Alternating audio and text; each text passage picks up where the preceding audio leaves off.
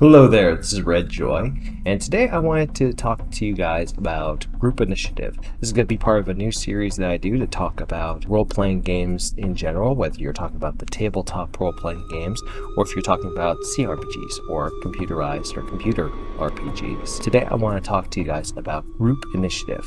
And group initiative actually comes about from the Savage Soul system, which is a lot of fun, and I'm going to put the links to that, links to both the website and to the rulebook in the description below. So if you think about tabletop role-playing games, they're usually done with a group of players working together as a team to overcome challenges or different combat situations. The thing I constantly see in games is that there are some players that the combat is more of a competition for their particular character to shine and scream on ahead that they should win every combat scenario, and that the rest of the group are just simply second fiddles to their star first chair role. At best, this leads to unsatisfied players, and at worst, it leads to the spotlight where the screamers get themselves killed and then break cohesion, and then you're looking at either one character dying, multiple characters dying, or a total party kill, or TPK.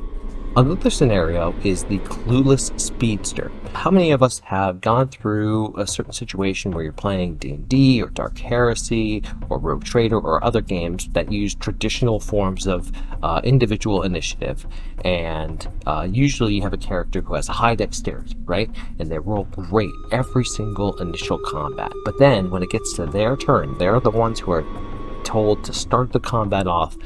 They have no idea what to do. It might be analysis paralysis. They might have confusion over looking over what their abilities are. They just don't know what that they need to do first. And so they wanted to go before everybody else so that they had control over the combat, but then they have no idea as to what they're supposed to do when they are put in charge. The clueless speedster will oftentimes think and ponder about their choices, but then they don't come with a good decision.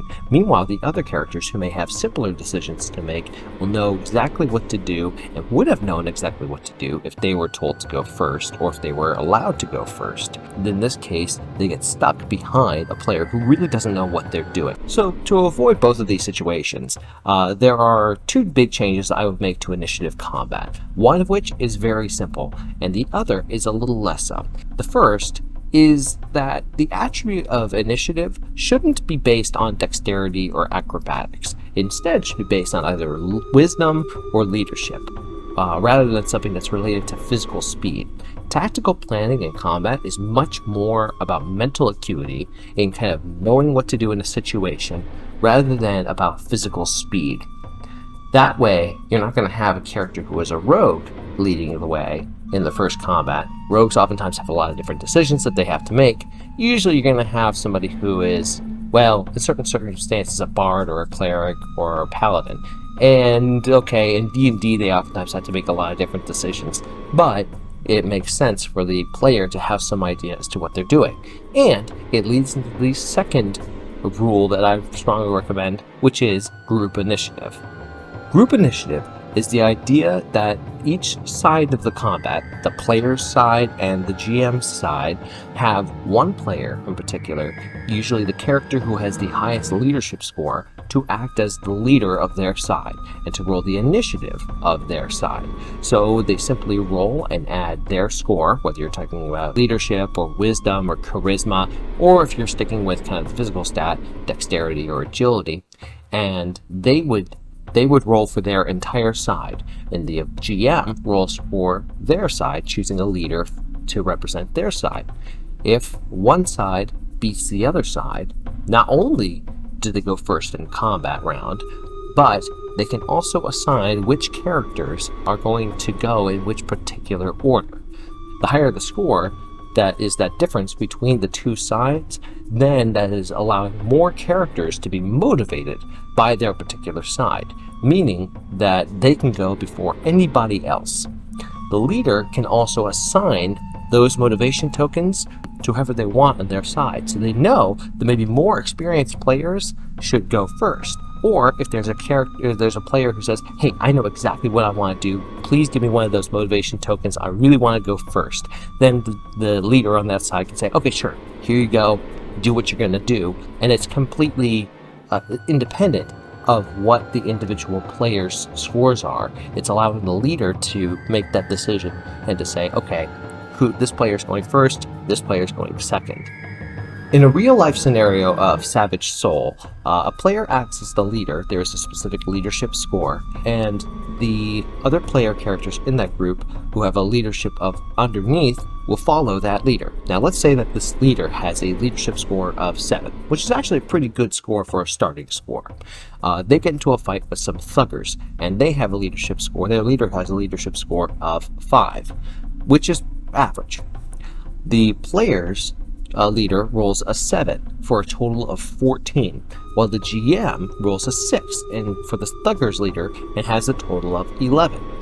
In that case, the player characters win by 3, and get to have 3 of their characters be motivated to go first. After all the motivated players go, in Savage Soul, the person who is the designated leader of the winning side will get to choose and direct which character goes next, both on their side and on the opponent's side. It's just that there has to be the exchange after the first motivated characters go. There has to be an exchange for both the opponent's side and their side to go. Once all characters have gotten to go in combat, then the leaders finish up their turn and they roll leadership for the next round. Therefore, the initiative changes every single round of combat. You can do a pretty similar thing with D&D as well, except instead of using leadership, you might use charisma, or you might use wisdom. For example, if your leader has a wisdom score of 16 and you use the kind of a bonus score, the ability score of 16, which is a +3 to their roll, just like any other skill, then in addition any other feats that might help out initiative would go into that roll. And you can still calculate that difference between the two sides, and in order to determine how many players would be motivated versus how many players would have to wait their turn in the normal combat. This method encourages players to speak out about what their characters are going to do in combat and to make requests of the leader to go first, or in certain cases to go last. If a player knows what their character is going to do, then they can suggest their plan to the group and the leader can decide whether that character should be motivated, or if the plan is maybe not such a good plan, to maybe hang back and let the other characters go first and then use it as a backup plan. You can still have selfish players who decide to, I don't know, throw a grenade in the middle of a hostage situation, or to race into combat, or to hide themselves while other characters are taking the brunt of the action. But at least you would have a leader to decide when that character goes, rather than just have one selfish person not declare any of their plans, but to rush with their plan without any group cohesion, and therefore having the potential risk of getting themselves or anyone else killed. Regardless of whatever game system you play with, I definitely encourage you to try out group initiative and see if maybe it can help out with determining which characters and which players have good plans going into combat, and which ones are really good about knowing good strategies to help succeed. And I think in the end, you're going to have more satisfied players when you're playing in combat, and maybe even sped up and better quality combat. So I think that's going to wrap it up for today. I hope you enjoyed the video. If you did, please leave the video a like, comment, and subscribe. And with that, thank you so much for watching. Take care and good luck. We're all counting on you.